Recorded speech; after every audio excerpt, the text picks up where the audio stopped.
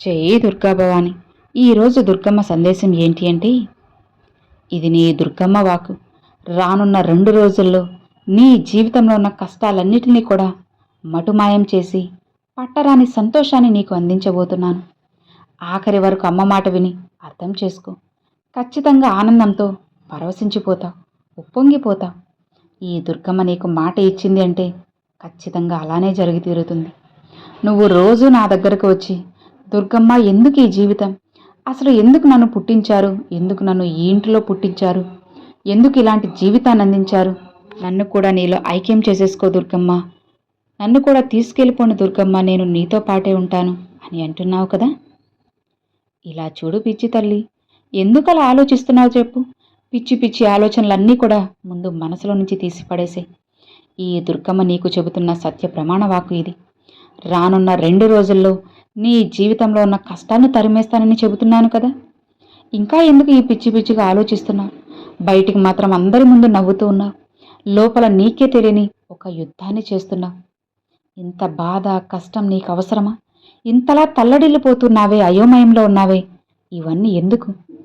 శక్తి స్వరూపిణి అని ఈ దుర్గమ్మపై నీకు నమ్మకం లేదా? ఈ దుర్గమ్మను నమ్మావు కదా. ఈ దుర్గమ్మ నీకు తోడు ఉన్నంత వరకు ఏ దిగులు కూడా ఏం అవసరం లేదు. ఏ దుష్టశక్తి చెడు శక్తి కూడా నిన్ను ఏమీ చేయలేదు. నిన్ను కాదు కదా, నీ నీడను కూడా తాకలేదు. నిశ్చింతగా ప్రశాంతంగా ఉన్నావంటే నీకైన జీవితాన్ని నీ సొంతం చేస్తాను. నీకున్న మంచి జీవితాన్ని ఇంకా ఇంకా మంచిగా చేసి నువ్వు నిశ్చింతగా ప్రశాంతంగా ఉండేలా చేస్తాను. అలా చేసే బాధ్యత నాది. 2 రోజుల్లో నీ జీవితం మారబోతుంది అంటే నీకు సంతోషమే కదా. ఆ సంతోషాన్ని అలానే దాచిపెట్టుకు. ఆనంద బాష్పాలు నీ కంట రాబోతున్నాయి. ఇప్పటి వరకు బాధతో కార్చిన కన్నీటిని తుడిచేసే. ఇక వాటికి చోటే లేదు.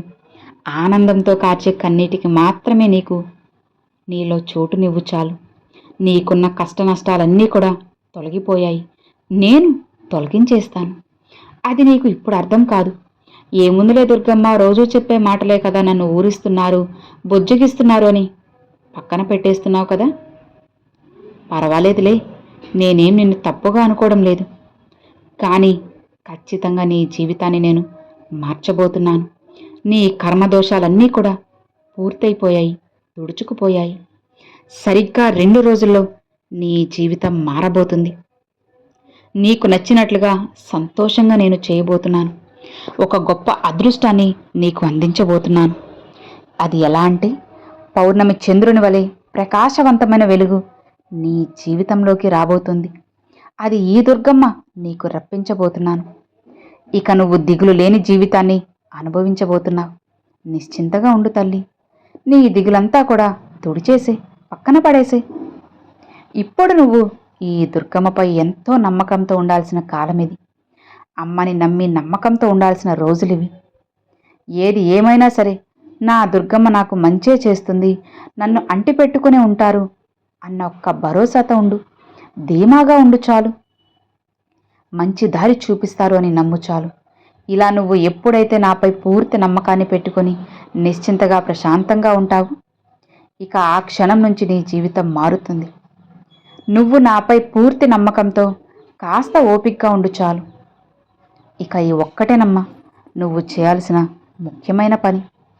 ఈ దుర్గమ్మ కోసంగా ఈ ఒక్క పని చేస్తావు కదా. చెయ్యి తల్లి. నీ జీవితాన్ని తిరుగులేని విధంగా నేను తీర్చిదిద్దుతాను. మరి నిన్నే ఈ పని ఎందుకు చేయమంటున్నానో నీకు కూడా తెలుసు కదా. ఎందుకు దుర్గమ్మ అని నీలో నువ్వే ప్రశ్న వేసుకున్నావా? ఎందుకు చెప్పు. నువ్వు నా ప్రియమైన బిడ్డవి, దుర్గమ్మ బిడ్డవి. దుర్గ బిడ్డవి కాబట్టే నీకు ఇంతలా రోజు నా సందేశాల్ని పంపుతూ ఉన్నాను, నా ఆజ్ఞల్ని అందిస్తూ ఉన్నాను. నీ దీర్ఘకాలిక కష్టాలకు, సమస్యలకు ఈ రోజుతో నేను చెక్ పెట్టబోతున్నాను. వాటంతటికి ముగింపు ఇవ్వబోతున్నాను. ఒక్కసారి చెప్పానంటే అది జరిపించే తీరుతాను.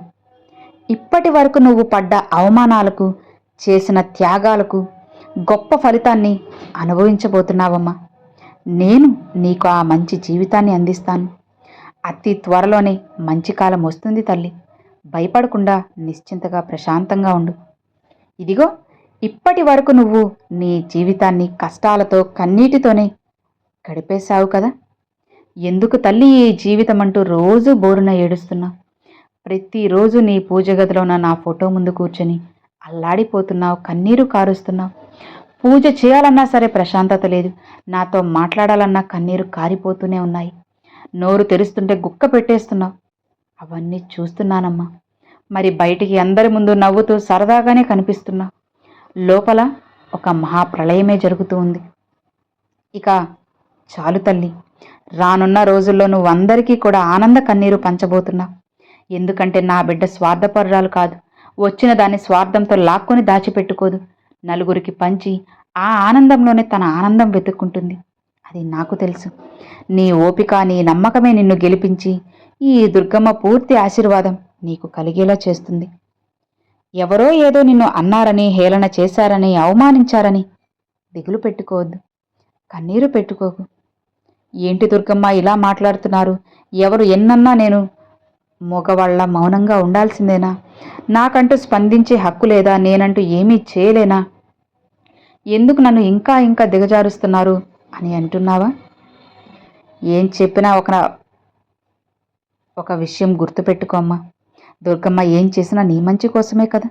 ఎందుకు అలా చేయమంటున్నానంటే, నువ్వు ఎలాంటి తప్పు చేయలేదని నీకు తెలుసు, నాకు తెలుసు.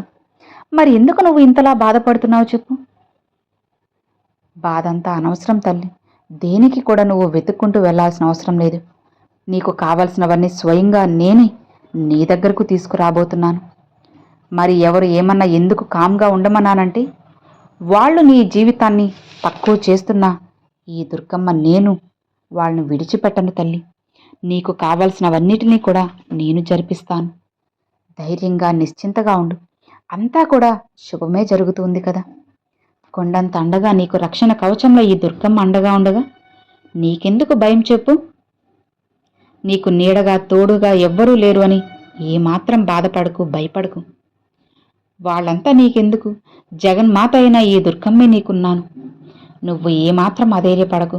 రానున్న 2 రోజుల్లో నీ కోసం, నీ జీవితం కోసం, నీ కుటుంబం కోసం ఒక మంచి కాలం ఏర్పాటు చేసి ఉంచాను.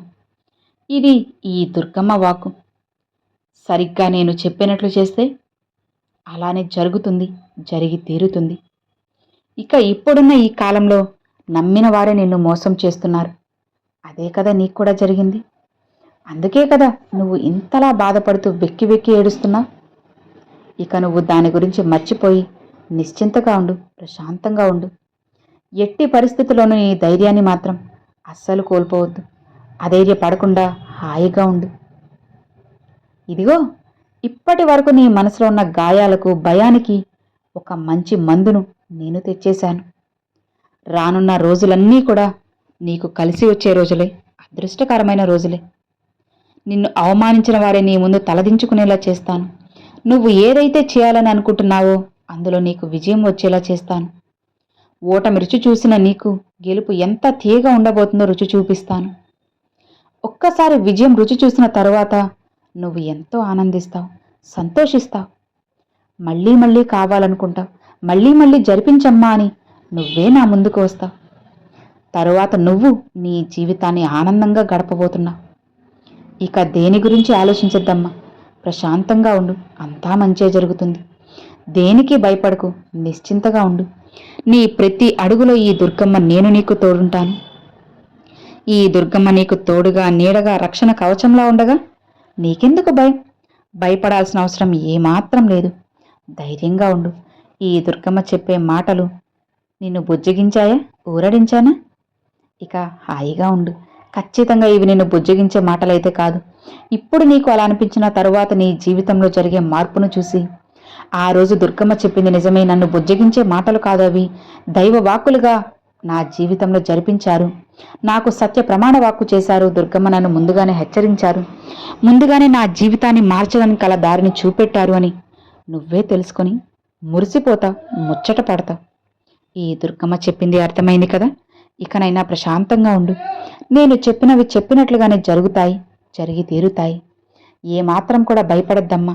నిశ్చింతగా ప్రశాంతంగా ఉన్నావంటే ఈ దుర్గమ్మ చేయాల్సినవన్నీ చేసి నీ జీవితాన్ని నీకు నచ్చినట్లుగా మార్చి నువ్వు సంతోషంగా ఉండేలా చేస్తాను.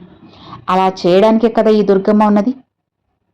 ఈ దుర్గవాకు విన్న ప్రతి ఒక్క నా భక్తులందరూ కూడా ఎప్పుడూ సిరి సంతోషాలతో సుఖశాంతులతో ఉండాలని నేను కోరుకుంటూ ఉన్నాను. అలానే జరిపిస్తాను కూడా. ఏమాత్రం నువ్వు భయపడద్దు తల్లి, దిగులు పడకు. నిశ్చింతగా ప్రశాంతంగా ఉన్నావంటే నీ జీవితాన్ని నీకు నచ్చినట్లుగా మార్చి నువ్వు సంతోషంగా ఉండేలా చేస్తాను. అలా చేసే బాధ్యత ఈ దుర్గమ్మదే కదా. దుర్గమ్మని నమ్మిన వారికి చెడు అంటూ జరిగే ప్రసక్తే లేదు. అసలు ఆ మాటకి తావే లేదు. ఇక నిశ్చింతగా ప్రశాంతంగా ఉన్నావంటే జీవితం మారుతుంది తల్లి. నేను మారుస్తాను. నాపై పూర్తి నమ్మకంతో ఉన్నావు కదా. ఇక సంతోషంగా నిశ్చింతగా ఉండు. నీ జీవితాన్ని నీకు నచ్చినట్లు చేస్తాను. నిశ్చింతగా ప్రశాంతంగా ఉండు అని అమ్మవారు ఈరోజు ఈ సందేశాన్ని అయితే పంపారండి. సో విన్నారు కదండి, ఈరోజు దుర్గమ్మ పంపిన ఈ సందేశం మీ అందరికి నచ్చింది, అర్థమైంది అని అనుకుంటున్నాను. నచ్చితే ఒక చిన్న లైక్ చేయండి, మరికొంతమంది మీ ఫ్రెండ్స్ అండ్ ఫ్యామిలీస్కి షేర్ చేయండి. ఫస్ట్గా మన ఛానల్ చూసేవాళ్ళు సబ్స్క్రైబ్ చేసి సపోర్ట్ చేయండి ఫ్రెండ్స్. Thanks for watching. జై దుర్గా భవాని.